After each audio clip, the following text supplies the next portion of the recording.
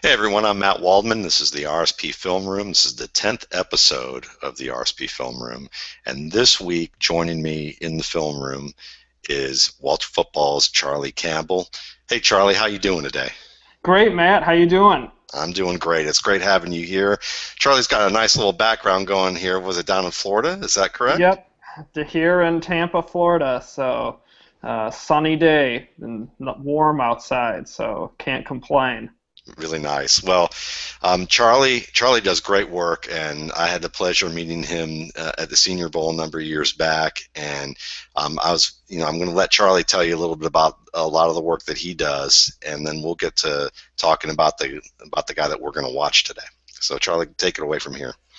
Well, appreciate it, Matt, and thanks again for having me on. It's an honor to be on with you. I really enjoy your work, and definitely you can find me at walterfootball.com. I do weekly three-round mock draft during the season, and stock reports and big board and position rankings, and I break down games each week just from a draft prospect perspective, not really following the game score and what happened in the game, but just focusing on how the draft players played in that game. So that definitely kind of cuts through some of the nonsense when you're trying to read about a game and how players did. But anyways, there's tons of draft coverage there and rumor mill blogs and everything. So So, uh, we can keep you busy, that's for sure. yeah, that's right, and it's a good site to go to for sure. And Charlie, how long have you been doing this? And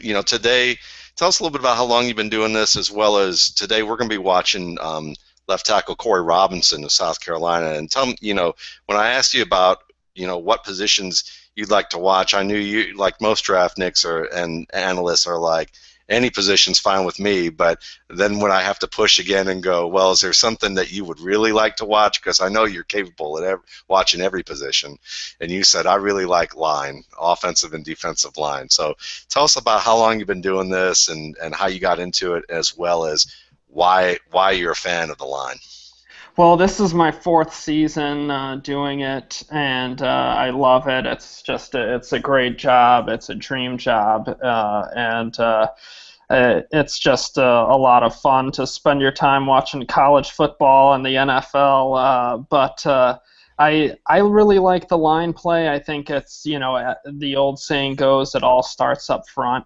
So, seeing the line as far as offensive and defensive line, I think also from a fan standpoint, watching it on TV, you can watch the line play more than anything else. You can, receivers run routes off camera, cornerbacks and safeties have great or blown coverage off camera. So for the fans out there, I think that you can get a little bit more out of the line play and know more out of the players from what you're getting to see. So I just, to me, that's where my eyes tend to focus. And if I'm just watching a game for pleasure, so that's just kind of where I like to watch and then go follow the ball after and rewind and see what happened that way. That makes sense. So when we're looking at Corey Robinson today, tell everyone a little bit about what you know about Robinson, what you've seen from him thus far, if at all, and what you're hoping to see from him today. Well, Robinson is an interesting player. He's a massive left tackle, 6'7", about 350 pounds or so, depending on his real weight versus listed weight. And but he's got some decent athleticism for a big tackle. He's an excellent run blocker, but you really want to see him improve with his ability to block in space and handle speed rushers.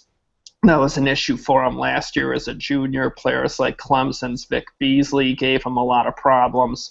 So you want to see him make some strides there in order to have the possibility of staying as a left tackle in the NFL.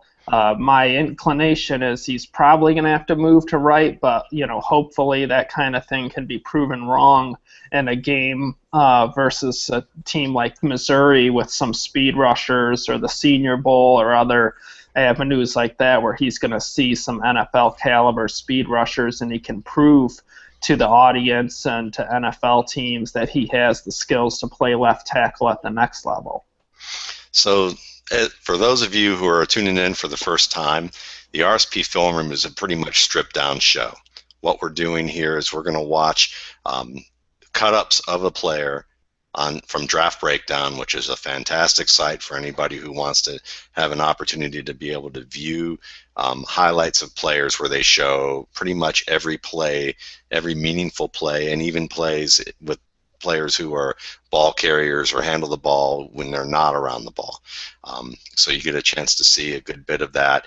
They're an invaluable resource. So we're going to share that screen, and then we're just going to go through it. There's going to be dead air on the show. There's going to be, us just talking about rewinding plays. You're going to see plays rewound over and over again, as well as plays in slow motion, things like that. It's going to be as if you're just watching us study the tape.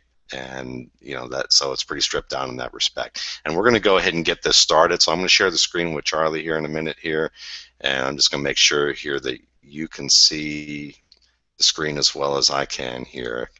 Everything working good there? Yep, looks great. Okay, I'm going to keep the volume off, and we'll go ahead and get started here.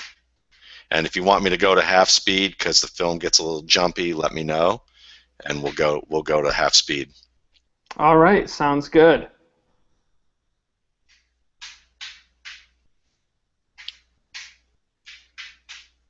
So on that play there, you can see kind of, move to the inside to help seal the edge for Mike Davis, and that's a good run block, shows some athleticism there from Robinson. Yeah, we'll take a look at it. Maybe we'll stick with half speed at this point.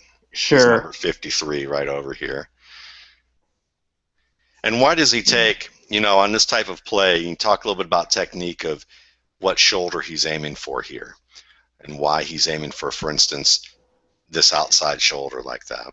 Right. He wants to get that outside shoulder to push the defender back towards the inside, thus to, create the seam there for Davis to turn the corner. Now he had Shane Ray came in, who wasn't his assignment to kind of force Davis to run it outside. But if Ray didn't make that play to force Davis outside, Robinson did his job to kind of seal that block for an off-tackle run where Davis could have gone upfield. So on Robinson's side, he did what he was supposed to.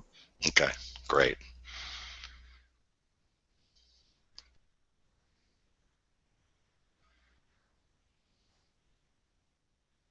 And right there, Shane Ray, you can see the first step that Shane Ray has on Robinson. You see Ray has already taken a couple steps before Robinson is fully out of his stance. So that's kind of the issue with speed rushers we talked about in the beginning. And Ray is a fast speed rusher, is going to play on Sundays, and Robinson was a little slow getting out of his stance, and that causes him to reach. And he's fortunate that that wasn't kind of a typical drop back play where it was designed to flow to the right side, because that saves him possibly giving up a pressure or more. But right there you can see that Ray's just faster off the ball. Yeah, and you also have this left guard who is pulling on this run, and so it looks like he spots the tackle here coming in. Oh, that is right. Okay, I see what you're saying. But that sees the tackle coming in here. Yeah. It looks like he's trying to account for that. I see what you're saying. But yeah, kind of caught in between a little bit there because he doesn't want that tackle to blow up that run, and yet he's got a speedy pursuit player to keep in mind on the outside.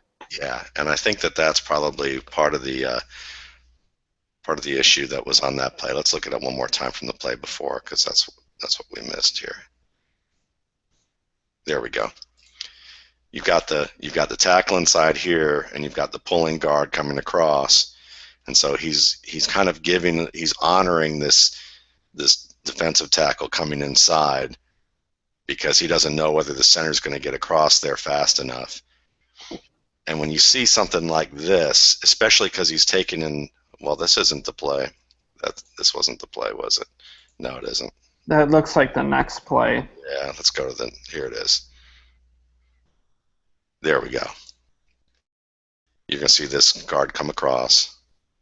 Yeah, AJ can there. He's gonna pull. Yep, and Robinson looks like he's reaching at that tackle, and he's kind of trying to help slow down two guys at once there. So he wasn't in a very advantageous position, but he's doing what he can to try and help make the play, a positive for his offense. Yeah, and as it being a backside run or backside block here, it's kind of more like, can I just provide enough distraction Right. for the exchange point to happen, and then let the runner do the rest?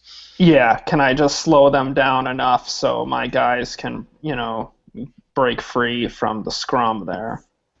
Yeah, and I would imagine that there has to. I would think. I don't know about you, but I would think that there would be some sort of instruction that would say, "Look, the center's gonna the center's going to have to come over to the side here, and it might be a tough play for him. So if you can, if by any chance you can reach into the inside, that could be some sort of direction. It's like, look, it's not perfect, but." And that's where his size and length helps him. He is a really tall tackle, so the long arms, that's why NFL teams like length in their tackles. It helps them in plays like that. And you can see those long arms in play with this particular run, because once he gets his arms out and into the man, number 91 on this particular play, it's pretty much over. Yep. He's squared with the man. Yep, exactly. His strength is seen where he's sustaining this block. You're not having the defender shed him and get to Thompson for a pressure. So the strength of Robinson is impressive here, where he's got a hold of his guy, and that guy's pretty much done. And when you see the punch, look where his heels are. His heels are in the ground, so he's delivering a little bit of power with that punch, even if we see at a different angle maybe later on where his body's lean, because certainly you want to see what his alignment's like with his hips and his legs and his shoulders. But from this angle, when you see the feet on the ground and the heels on the ground when delivering a punch, it seems to be that's a nice, you're usually going to generate some power off of that. Definitely.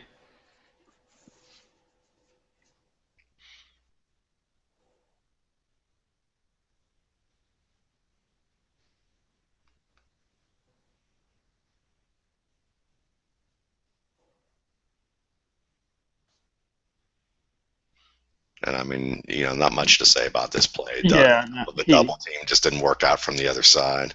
right. The linebacker cuts in to get at Wilds, but yeah, as we can see here, it's a short yardage situation. So he did get some movement off the ball to help South Carolina get a push there.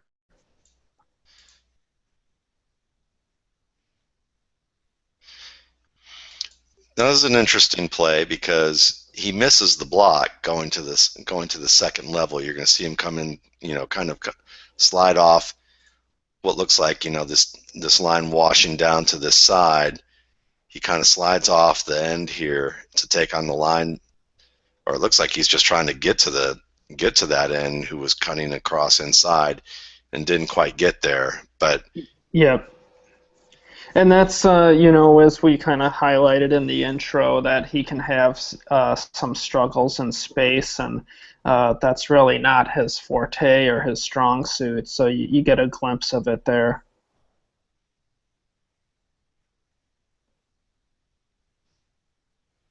this looks like another play where he has kind of dual responsibilities here, which is help out the guard.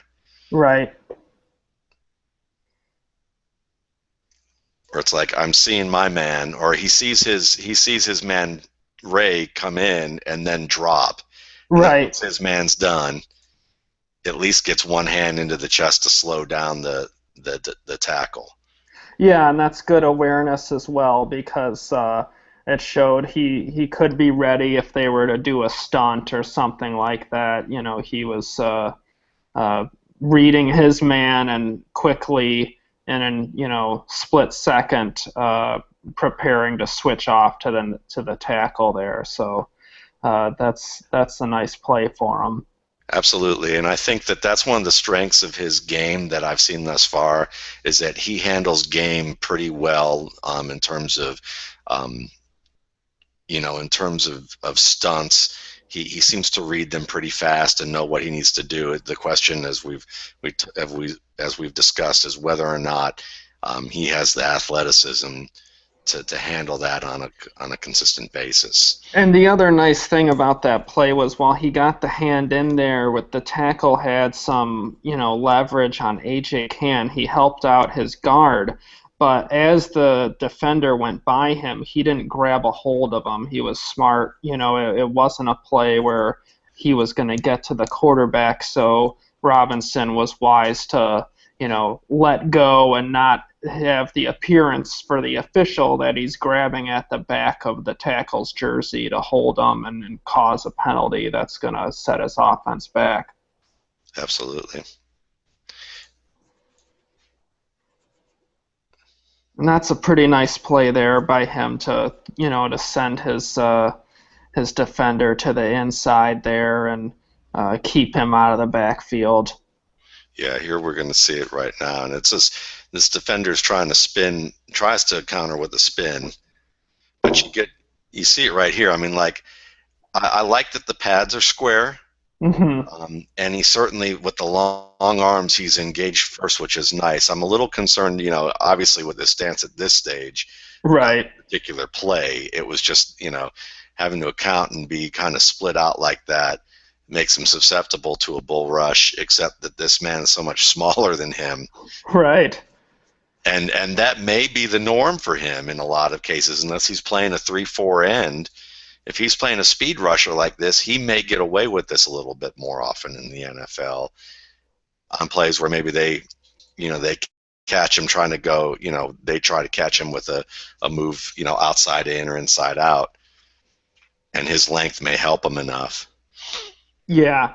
Yeah, and that definitely plays into him as far as the speed rushers go with his strength and length. That when he does get a hold of them and when he can get engaged and into their bodies, he's going to be tough to beat.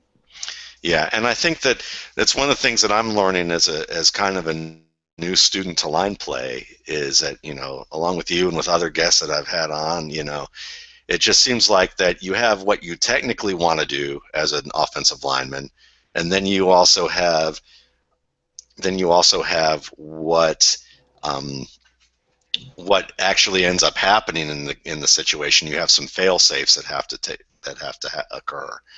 Exactly. It reminds me of speaking with a former offensive line coach in the NFL, Pat Morris, who was with the Vikings and Bucks and a variety of teams, kind of a journeyman coach, but a really excellent O-line coach. And he said one of the top things he looks for in a lineman is recoverability because, the defense has plays they're executing. They're going to cause problems. You're going to go up against great players, and he likes to see a lineman who can has the ability to recover when things don't go right immediately off the snap. And Robinson showed some of that here in the early going of this game. One thing I want to point out, and as we watch this replay from the end zone angle, is the way that Robinson moves. It seems like that there's very much kind of a very highly emphasized rhythm to his movement. And I don't mean it like, and I don't know if it's a good thing. It's almost like it's a little exaggerated because he's got so much size in him. You kind of see this kind of skipping, jogging motion that isn't quite so smooth, and I wonder how that's going to impact him the rest of this game. Yeah, and you can see Ray there, you know, had a pretty nice rush and was able to use his speed to get upfield, get peel off him and work back towards the ball. Yeah, I mean, watching this, I mean, let's see where, because if he's going to have to move with that kind of a hop along kind of gait, and that's kind of, it almost seems like someone generating momentum, like they're trying to move a boulder and you're rocking the boulder, to get it to Right. move. I almost feel like that's how his movement is to kind of move his weight. So I mean, right here, it seems like he's already opened the gate in the sense of with his hips, and the defender's already around him to an extent.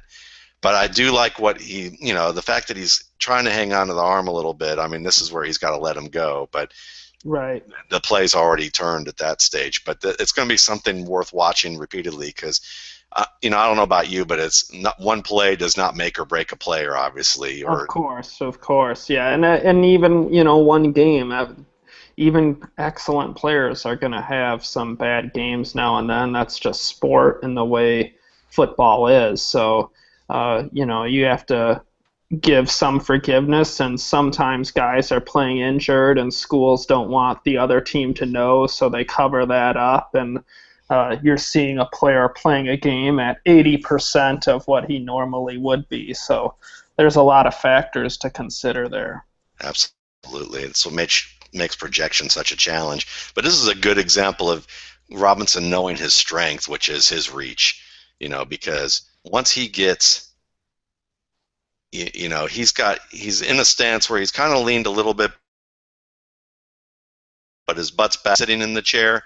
But he Hmm. knows that if he can get his hands on you fast, the faster you can do that, the more chance he's going to have to stay with you. But you can see with a speedy rusher like this, he's having some concerns of whether or not he's going to be able to hold on to that corner and move with the guy. Exactly, yeah, and I think you made a great point about the feet and his stance getting a little spread out, and he's trying to kind of hold on there, And back you want enough time to get the ball out.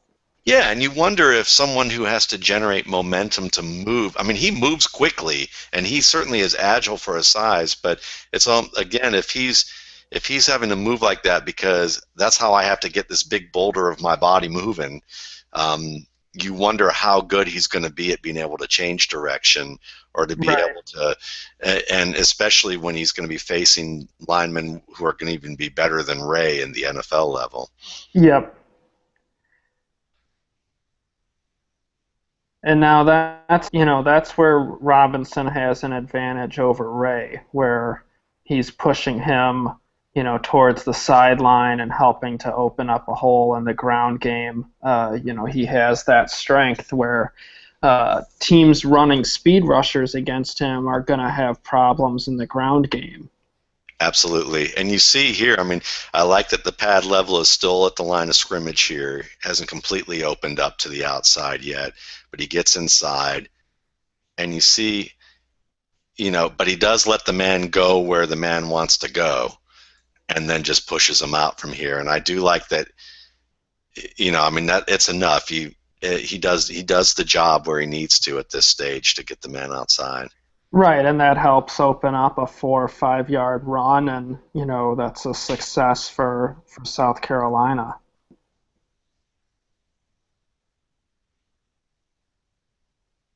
And there, that's interesting. If he doesn't block anyone per se on this play, and he allows the tight end and back to take on the tackle who did a stunt towards the outside with an end dropping into coverage. So, Yeah. uh, You wonder if he's thinking this end's going to run game inside.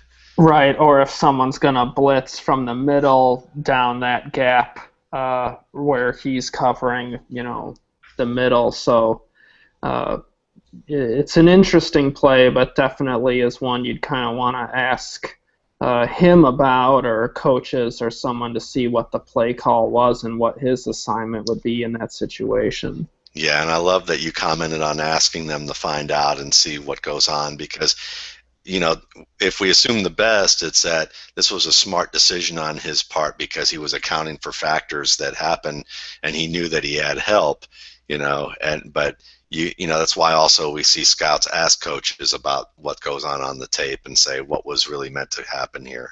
Right, exactly. And teams do that with players and their different visits, and go through tape with them, and have plays they want to ask them about, and uh, see what their assignment was.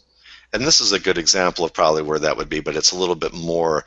We can pretty much intuit that this is a twist that they're trying to do with the tackle in the end, and he takes on the first end of that. But once he leads the defensive end into the guard, he sees the tackle coming around and does his best to get across.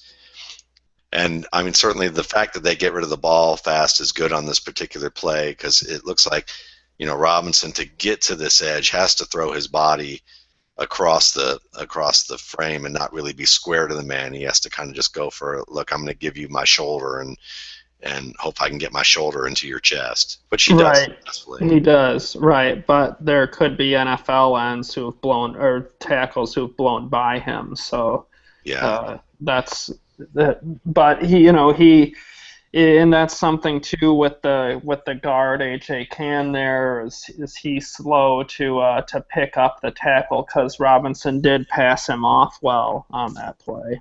that's a very good point because you could easily say, well, yeah, like you said with the defensive tackle in the NFL, Darnell Dockett, when he's healthy, probably blows by him on that play. But how long did the tackle have to wait for the guard?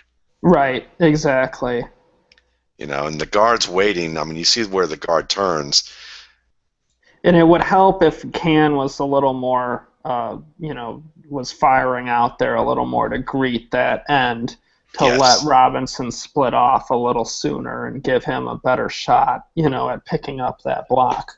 that's a very good point because if he picks up that block earlier, he gives the defensive end an inside move, gives the inside shoulder to the guard, and he could penetrate through. Yeah, that's good stuff.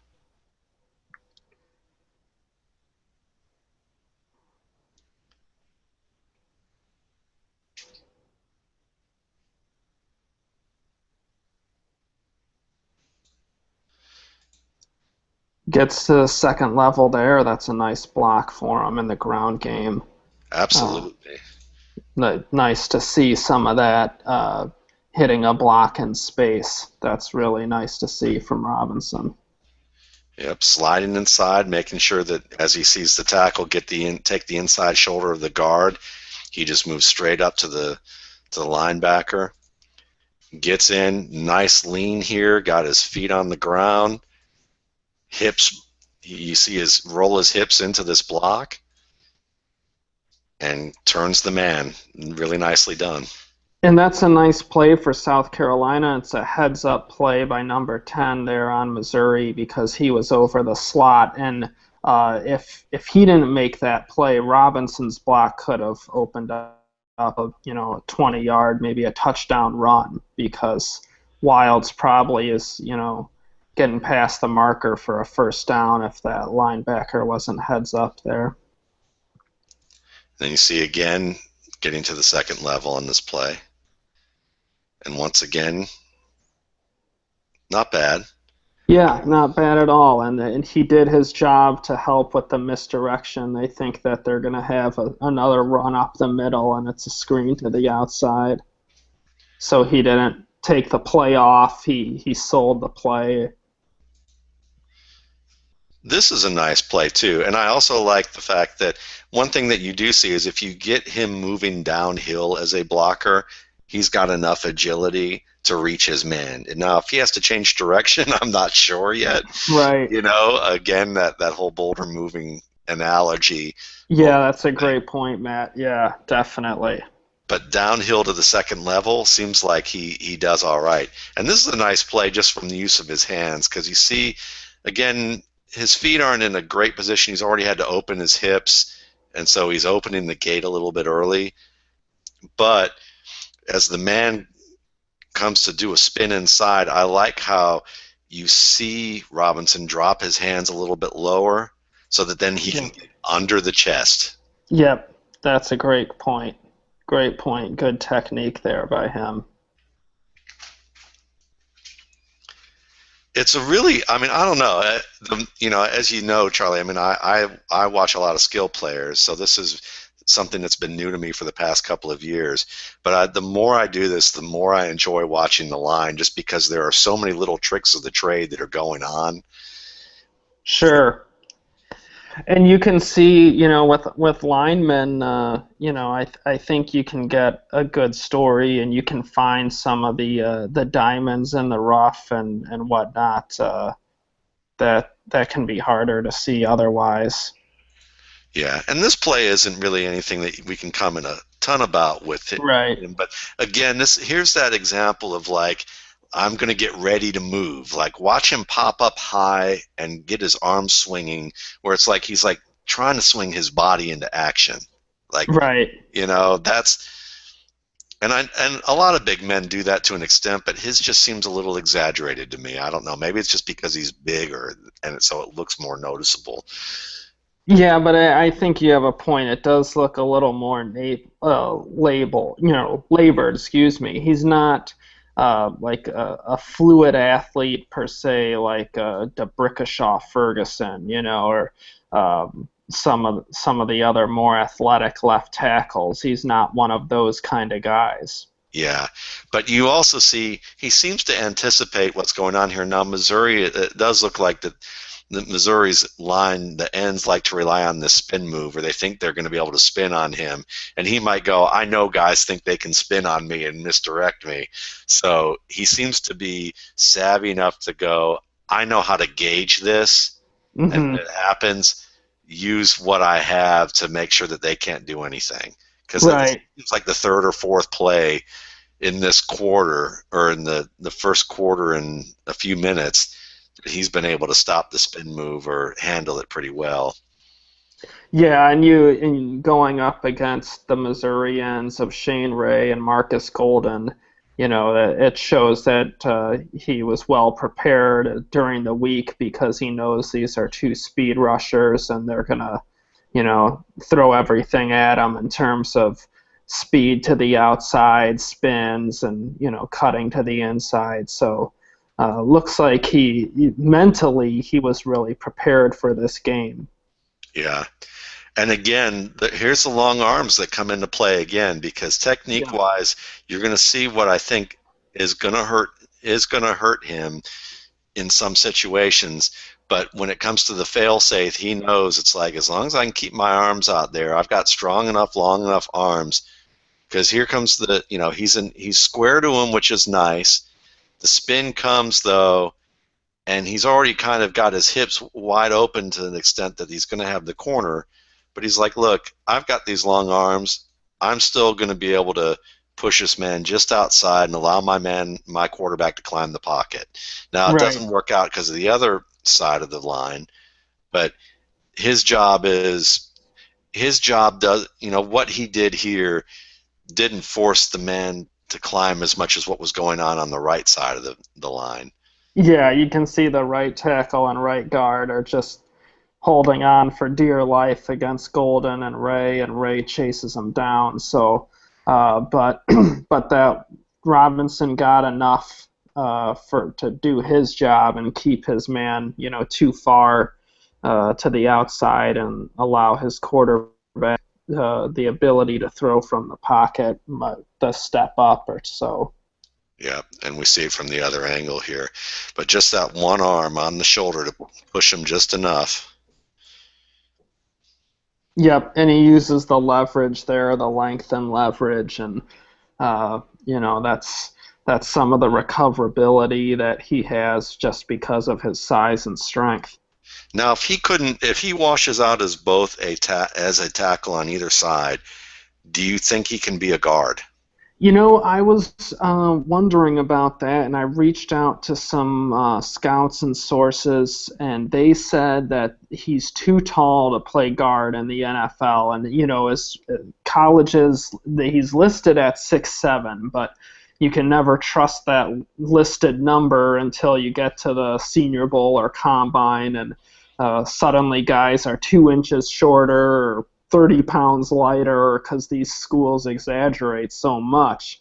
Um, and so I wonder if that 6'7" was legit, or if maybe he's 6'6", 6'5", because then he could move inside the guard. But when I reached out to teams, they told me that they felt he was too tall for guard, and he's going to, be blocking throwing lanes by playing on the inside. So it sounds like he's really going to be destined for tackle in the NFL, and it's probably right tackle would be my estimation.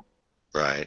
And so is there anything that we see about him physically that you would say how he could get better? I mean, could he get in a little bit better shape? Would that maybe help him move a little bit better, or is that? Yeah, I think that could, if he in an NFL strength and conditioning program, if they have him trim up a little bit, that might help his speed and athleticism, and as far as blocking speed rushers. So I think he has room to improve there, and doing that work in the off season physically could make a difference for him. But I Yeah. think the weight is also something he's going to have to monitor as he ages, because players typically get heavier as they age. So he doesn't want to get heavier than where he is now. I think that's for a definite. He doesn't want to add more weight, because that could slow him down and hurt him on the edge in the NFL. Now, would I be overcharacterizing the statement you made by um, saying that he's kind of walking a fine line as a prospect then? Because it seems like from the movement standpoint, the height standpoint, the weight standpoint, it almost seems like he's a tackle or bust. And I don't want to say bust in the sense that he's going to be a bust, but it's like he has one position basically he can play, and and he also has some physical um, dimensions that make him walk a fine line to be able to do that well. Yeah, and I mean, I think that definitely he doesn't have the position flexibility, that he's not going to be one of as a rookie or second year guy, trying to break into the lineup. He won't be viewed as a player that's going to play guard or tackle or center. If there's an injury, you can move this guy around the line. They could view him as a swing tackle that, yeah, long term we're going to make him our right tackle, but as a backup, as a rookie, he played left tackle in college and the SEC for multiple years. So if we had an in-game injury, Corey Robinson could be our swing tackle. So I think that is the flexibility he offers. But I do think he does have a bit of a fine line, and he's I think that keeps him more as a second day prospect, as a right tackle, power right tackle that teams are going to view him as, and not a player that necessarily has a home at left tackle in the NFL. Is there any, as we watch a little bit more of this, if anybody comes to mind or it comes to mind right away that is in the NFL that reminds you of, that Robinson reminds you of, that'd be great too. Yeah, well, and speaking with the people from the different teams, a name I heard was King Dunlap, who Yeah. uh, is similar size, but they said that they felt that King Dunlap was more athletic than Robinson, which is why King Dunlap has been able to play some left tackle for San Diego the past couple of years, and has been surprisingly pretty good. So, and Robinson maybe once he gets some experience in the NFL and improves, maybe he does make the switch back to left tackle and he can get away with it as a savvy veteran. But uh, entering the league, they view him as less athletic King Dunlap and more of a right tackle. Gotcha. And it's interesting to watch here. I mean, I like I like where from a position standpoint because of his size. It seems like when he shoots his gun out here, it's a little early, but his feet are firm on the ground, and he anticipates his man fairly well. And it's also again reading a twist, and he reads his twist fairly well. Yeah. So he seems like he's a pretty smart player. I mean, Yeah, I agree. I think that's a great point, Matt. And it seems like he's prepared. He's not. He knows what Missouri's going to throw at him. He's done his homework. He's reading plays well and quickly. He's helping out his guard and H.A. Can on some of these plays, and I think that the intelligence factor looks like it's a bonus for him. yeah. And I would think because of the some of the questions about his athleticism overall, the more prepared and smart he is about playing the game, the more that could potentially compensate for any shortcomings that he has athletically, because Yeah, great point. he has the size to lean on people. Obviously, I mean, he's got the requisite size. This is an interesting play because we're going to watch this one and you're going to see him reading the situation. It's just not quite working out for him because he sees the defensive end slanting inside here. Then he's got an outside linebacker coming around here, but he also spots this delayed blitz coming deeper. Right. And he's like, I've got to continue my path to account for this outside guy a little bit. And then he tries to slide in, but it's a little too late. Yeah, and I think that he's kind of caught in between there, and and you see both players get to the quarterback. So what I think he would be told by NFL teams there, and probably his coaches, is you got to take the first threat, and it's on the quarterback to beat the second blitzer because the quarterback has to know that they're overloaded. Someone's going to come unblocked.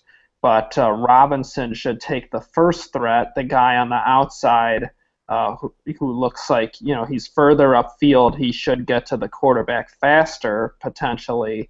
So take him out, and then it's on Thompson to get rid of the ball before the free guy, gets to him. And that's a great point and can we differentiate that between that rule for a lineman compared to a running back? Because I know with running backs often it's like take the inside and work inside out.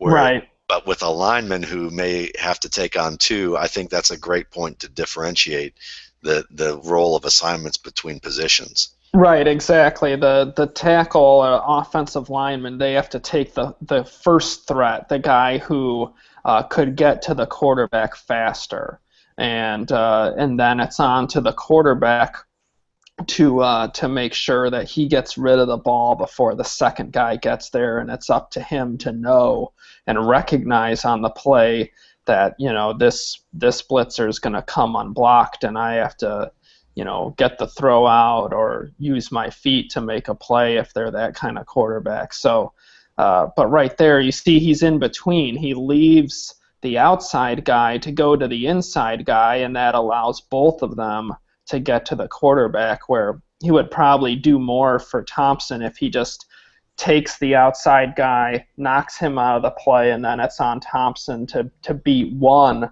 rather than having to beat two rushers. Which is he ends up getting hit by both of them. Yeah, and it's interesting from this perspective because Thompson doesn't see the rush here. He's not even looking on that side of the field. Right. And obviously, if he were, he probably would have seen, oh, I've got this cross coming here, right, space where the blitz was. But he knows where he has an idea of where he wanted to go, and he was waiting for it to open.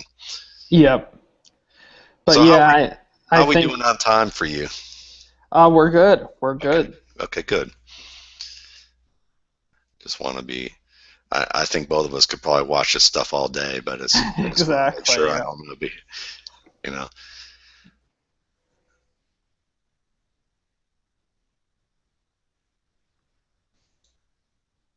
Once again, the gate's way open here. I mean, he had to rock to get into this spot. and this is just becoming a consistent issue with this particular matchup. You see a bit of a kick slide, but it doesn't get him really far. His legs are still pretty far apart, and he's kind of rocking to get here. Yep. This stage right here, he's already way open. This outside is open for the man. And because the quarterback tucks and runs and recognizes the situation or whatever he's seeing, it was fortunate. Yeah, and I think Robinson's a offensive lineman where if your NFL team has a statue as a quarterback, that might not be the fit you're really looking for. No, And so,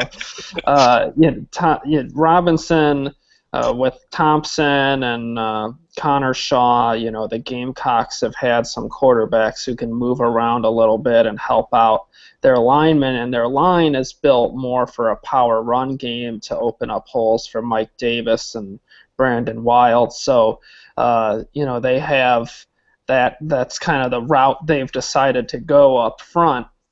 But in the NFL, I mean, if I was Denver and you have to replace your right tackle because of free agency, I'm not sure Corey Robinson's the player for you. You probably want a guy who's more natural and athletic and quicker feet and can slide with speed rushers better. yeah.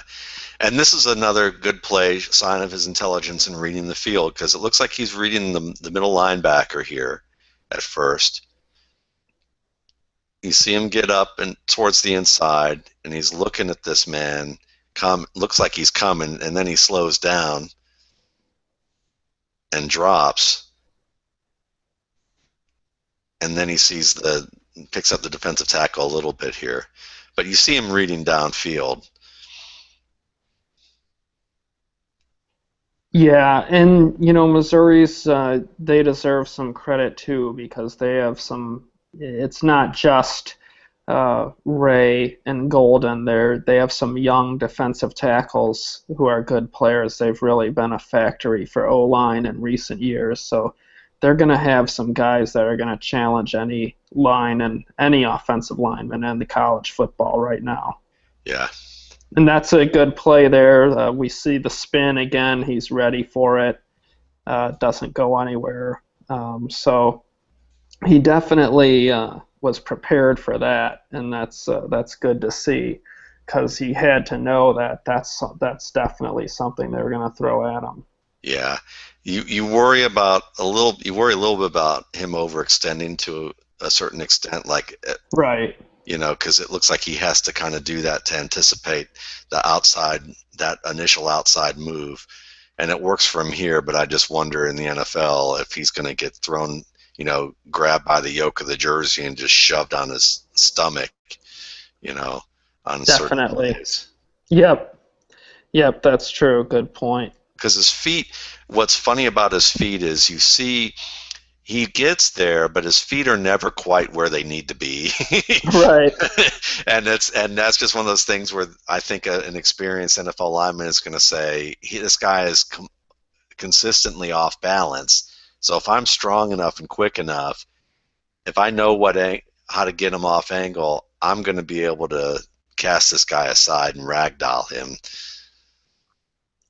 Yeah, and it'd be interesting to hear from South Carolina's coaches and players there is how he did against Clowney in practice. How did he fare in their one-on-ones? Did he get better? Did Clowney own him for 3 years?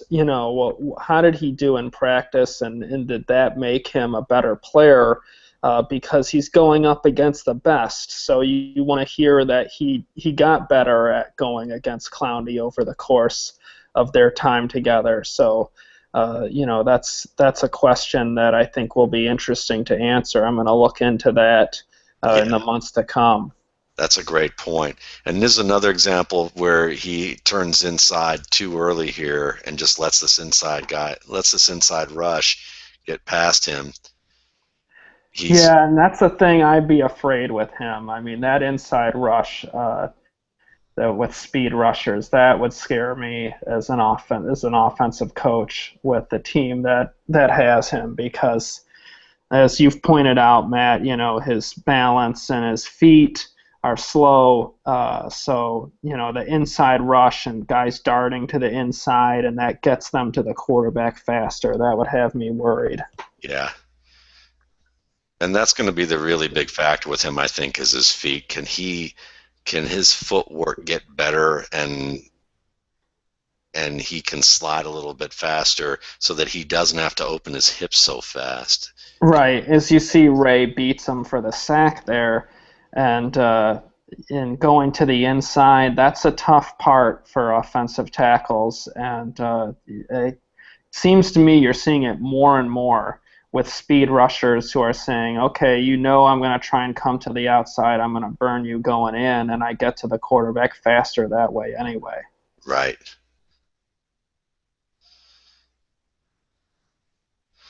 So here's a wide 9 technique he's going to face.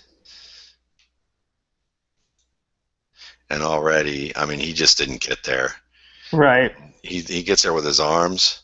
Right, but not his feet. And Yeah. then he's reaching and pulling, and that could lead to holding penalties in the NFL. And, a holding penalty or a sack pretty much leads to a punt, if not something worse in terms of a sack fumble or pick six or interception. But, if you're an offensive lineman that's giving up sacks and holding calls, you're really putting your offense at a disadvantage.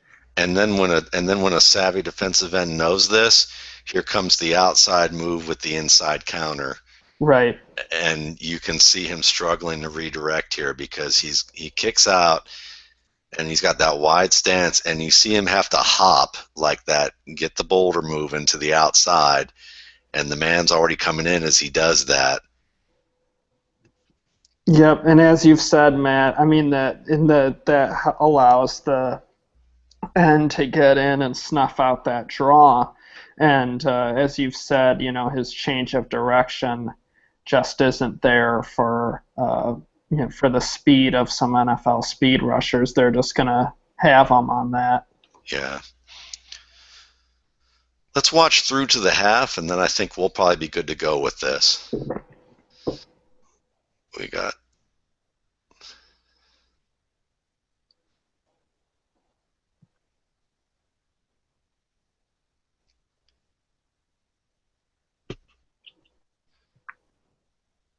So are there any teams that you would look? I mean, this is like, I'm talking about needle in a haystack type of situation here, Charlie, because trying to guess what team's going to value a late round pick or, a mid to late round pick, Right. especially with what he's got going on. But I mean, we could, at first I would think, well, San Francisco with their mobile quarterback, Colin Kaepernick, maybe they could, they're looking for another right tackle. But then I think, I don't know if he's really San Francisco's type of guy, Yeah, and I think Seattle would be a team that might be an interesting fit as far as helping their power ground game, putting him at right tackle. They drafted Justin Britt. Maybe they could move Britt to the inside if Robinson developed into that right tackle. But from a scheme fit wise, they also have a mobile quarterback that can help him out and does well, throwing outside of the pocket. So I think that would be a team that could suit him as well. Right.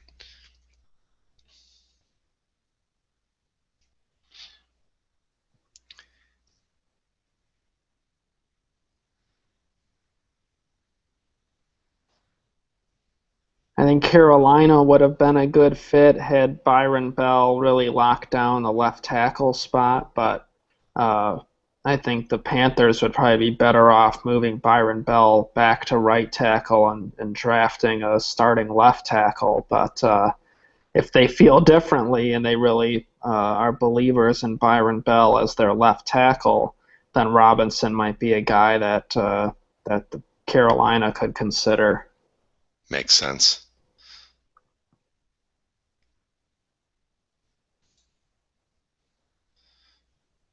And we'll see here if he seals up the backside and keeps his blocker from being in position to make a pursuit tackle. and he gets enough of them there where he's slowing him up and the play's going to the other side, so he shouldn't factor in.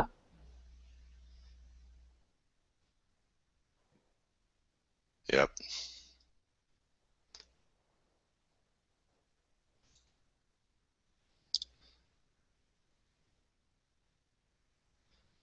There's that inside move again. Yep. And it starts again outside, slides out. He's already turned out. Not bad. It's not as bad as some of the ones he's done. So that's. Yeah, he in that play also helps him by, again going to the right side. Yeah.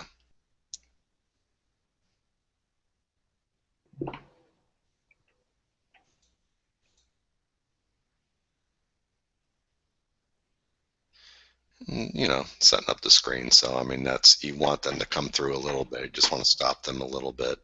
Right. But yeah, I mean, this was a really fascinating player to look at, Charlie, because I mean, certainly, when you first mentioned him yesterday, it's like that's the guy we'll watch. And I saw his dimensions. I thought, wow, big guy. This is going to be interesting to see. What we get out of him. Can he play guard? And I liked, it was interesting to hear what you had to say and who you spoke with when talking about why he can't play guard, or why they don't think he can play guard, is that he'd be too tall for passing lanes. Would that matter if they got them? Matter if it was a team with a taller quarterback? I mean, a guy like Kaepernick, who's pretty big, or a guy like Cam Newton's pretty big. Yeah, I think as teams vary in their and what they consider as too big, and so I think that some teams could consider him there as if they have a quarterback who doesn't really have an issue with that, or is particularly skilled at uh, throwing around his interior linemen. And also one thing to keep in mind with Robinson is I don't think a team that likes to run a lot of zone is going to want to draft him. He's not really the kind of zone blocker that you're looking for. And a lot of teams now are just running some zone and some man, and they have, a variety of things they can do in their ground game. But if a team that loves to run zone blocking schemes, say like uh, the Houston Texans with Gary Kubiak, and they were zone left, zone right, zone middle, bootleg, play action, and run it all over again. He's not a great fit for that kind of team because he's really not, as you've pointed out, Matt, repeatedly, the feet and athleticism and playing in space really isn't his strong suit. So I don't great for a zone blocking team, but he really would fit more of that power man that just wants to knock guys off the line of scrimmage and get movement. That's great. And I think that obviously we have, I think we've covered him pretty well in a half of football. And, for Charlie Campbell, this is Matt Waldman. Thanks again for joining us in the RSP Film Room, and I'll see you guys next week.